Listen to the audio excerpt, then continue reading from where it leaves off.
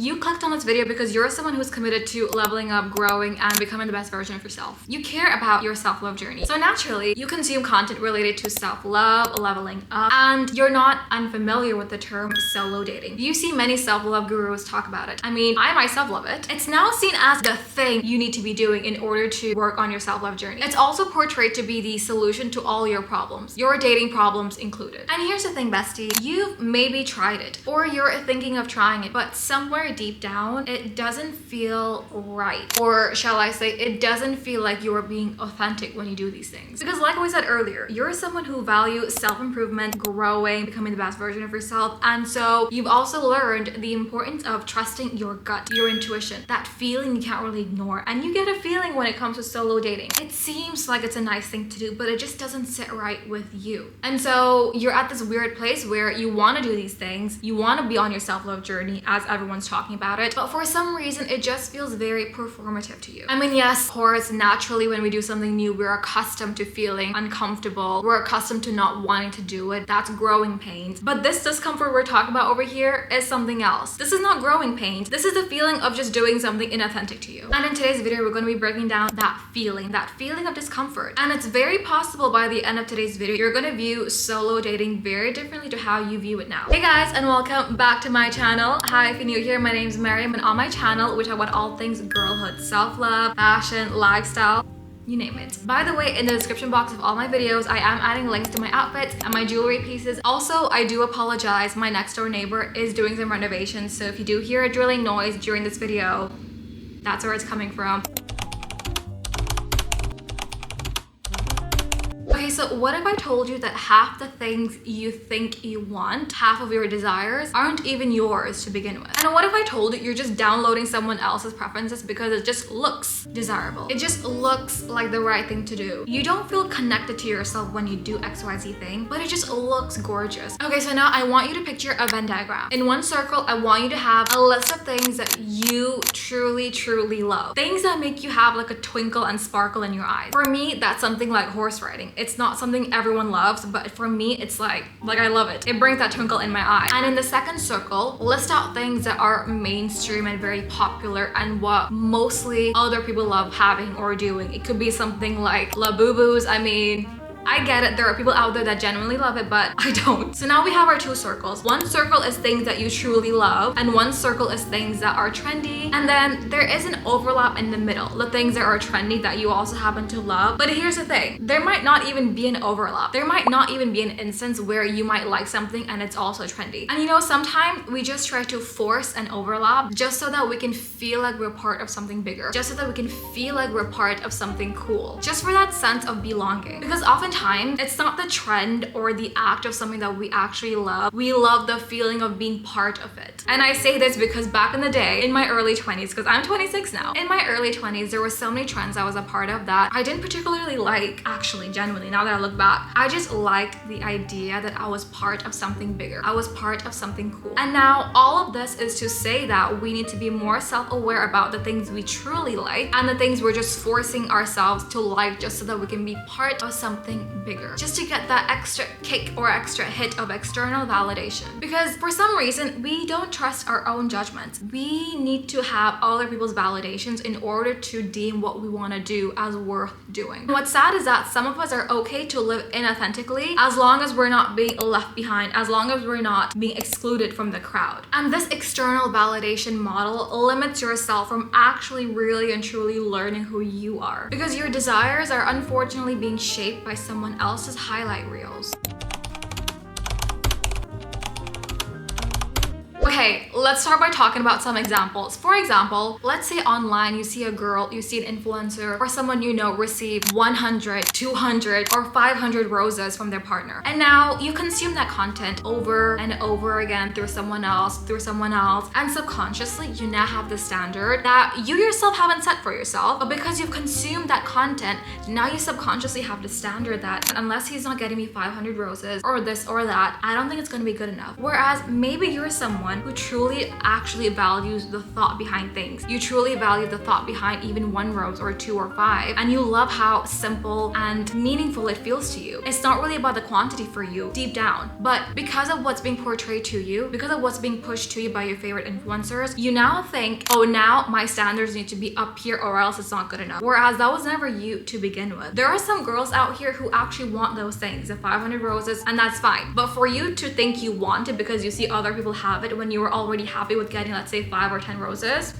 where is that coming from? Now that's coming from comparison. It's coming from comparison. It's not really what you truly want. And now, obviously, if you're going to live your life thinking you want XYZ things because of what you see others have in their life, if that's what you're gonna use as the reference of what you should have in your life, then obviously you're gonna feel like you're being performative in your whole entire self-love journey because it's not being true to what you want. When you see someone get 500, 200, 100 roses, now all of a sudden that becomes your new standard. Now you tell yourself, oh, I think I should be wanting this now. The key word here is should. You put that onus on yourself. Now you tell yourself this whole new story. You tell yourself you need more and more and more when actually, let's say you're someone who actually feels overwhelmed and feels like it's too much, like it's being a bit performative. Like, I get it. You thought of me, you love me, you want to show me you care, so you gave me 50. That's fine. Now if you're giving me 500, it just feels too much to me. Deep down, maybe that's who you are, and that's fine. That doesn't make you any less of a woman. You have your own preferences with how you want to be shown love. You don't need it to be validated by what other people are receiving online, what other people are saying you should be receiving. It's about what you want for yourself. But still, you ignore that discomfort because you want to be like everyone else on social media. You want to be that girl who gets 500 roses, not because you want 500 roses, but because you like how it looks.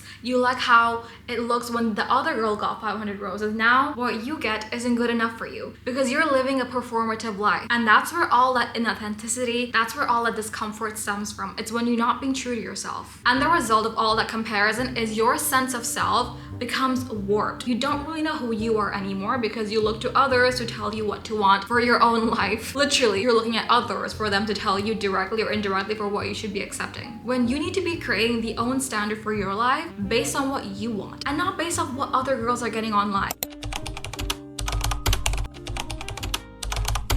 And that's one way of how we get disconnected from ourselves. The second way is when we don't take enough time to learn ourselves. I mean, let's start with an example. When you get into a relationship, or say you're in a relationship right now, you know what your partner's love languages are. And you know that you have to show them love in the love languages they value, because if you don't, they may not feel as loved because that's just what they need. That's what they need in order to feel loved. Maybe it's quality time, acts of service, words of affirmations, etc., etc. You learn their preferred love languages and then you show it to them. And also, if you're in a relationship, you probably know what yours are and how you want to receive love from your partner. So when you're in a relationship, you give these things importance because you know it's important. You know it's needed in order for you to feel fulfilled. But when it comes to yourself, have you ever sat with yourself and asked yourself, what are my love languages from myself? Like, what do I need to do for myself in order for me to feel loved to the max? What do I need to do for myself? Have you ever sat down with yourself to ask yourself these things? Because so many of us haven't. So many of us place the emphasis on love languages only when we're in a relationship. We don't sit and think, okay, what are my love languages right now? Now when I'm single, because whether you like to believe it or not, you're going to be in a relationship with yourself for the rest of your life. So it's good to know what your love languages are so that you can always make sure, you can always ensure you're giving it to yourself and you're giving yourself the love you need in order for you to feel fulfilled and happy. Because let's say your partner, your boyfriend, loves acts of service, but all you give him is words of affirmation. I mean, yeah, it looks like you're being nice to him. It looks like you're showing him affection, but he's never gonna get that feeling, that, you know, true feeling of being loved unless you show him love in the love languages that he values. So the same thing applies to yourself.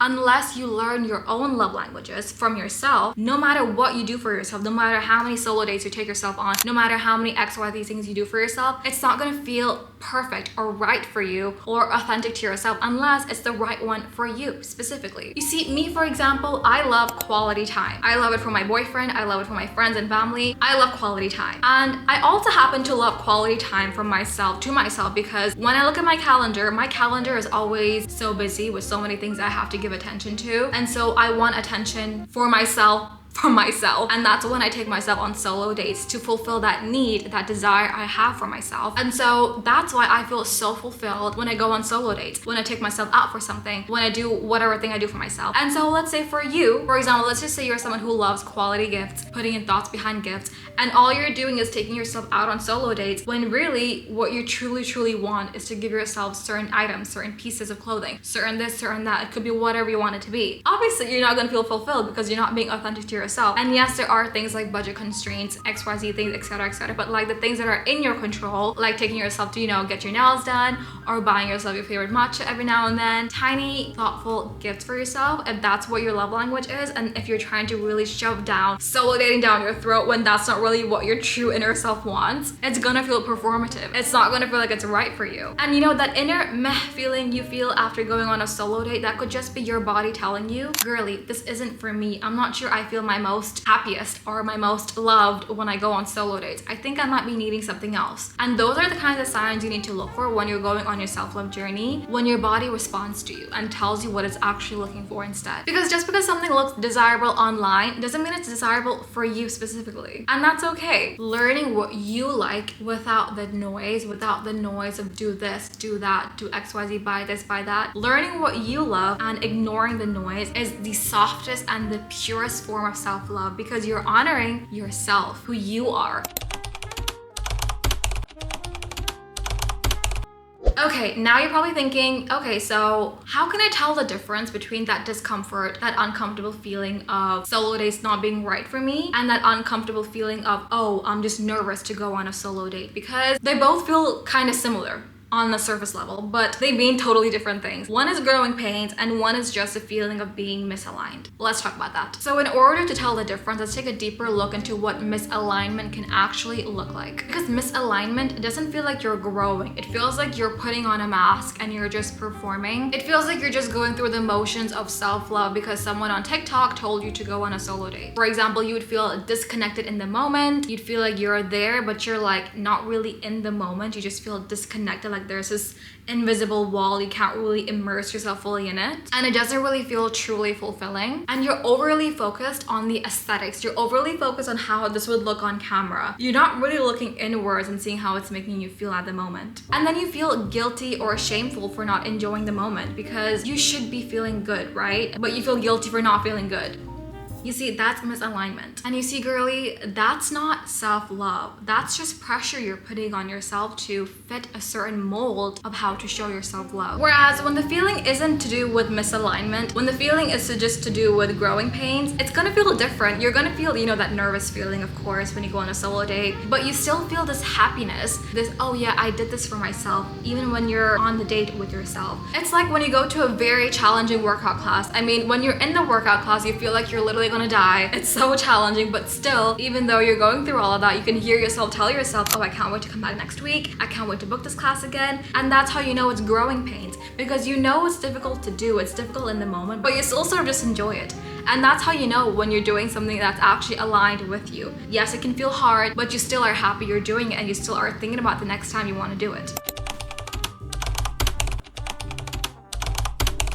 And now let's talk about something I see way too often. This is one of the reasons why solo dating might feel very performative and very fake to you. It's because you're doing it for the wrong reasons. And here's where a lot of the girlies out there miss out on the real and true point of solo dating. It's when you go on a solo date, but your intention isn't really about yourself. Your focus isn't on yourself. Your focus is on being seen. Your focus is on, I am doing this so that I can find a relationship for me that will also do this for me. You see, it may sound like you're doing the right thing when it comes to, you know, treating yourself in the way you want your boyfriend to treat you. But if you're only doing that with that in the back of your head, then that's not really why you should be solo dating. You know what happens oftentimes with these girlies that try solo dating, go on a few solo dates, one day meet their partner, and then they stop solo dating? That's when you know that their self-love was just performative, because it stopped when they found someone else to fill their cup with love. When, like we said earlier, your relationship with yourself is a lifelong thing. So no matter what your relationship status is, you should always continue to fill your own cup. Give yourself the things you already want from yourself, because just because you got into a relationship with someone else doesn't mean that the relationship relationship you had with yourself is suddenly gone away. It's still there. You're just choosing to ignore it. So when it comes to solo dating, if your intention is to solo date for any reason apart from yourself, that's when you know you're not being authentic. That's when you know you're not being true to yourself. Because if you tell yourself, I'm going to take myself to this place because this is the kind of place I want my boyfriend, future boyfriend, to take me. I mean, it may sound cute and right on the surface, but deep down, if you really take a deeper look at it, the focus is still on the external world, what you want the world to do for you, when the focus should only be, I am taking myself to this place because I want to go there. Point blank, period. That should be the reason why. And that is why when you see someone who loves solo dating but then stops doing it altogether when she gets into a relationship,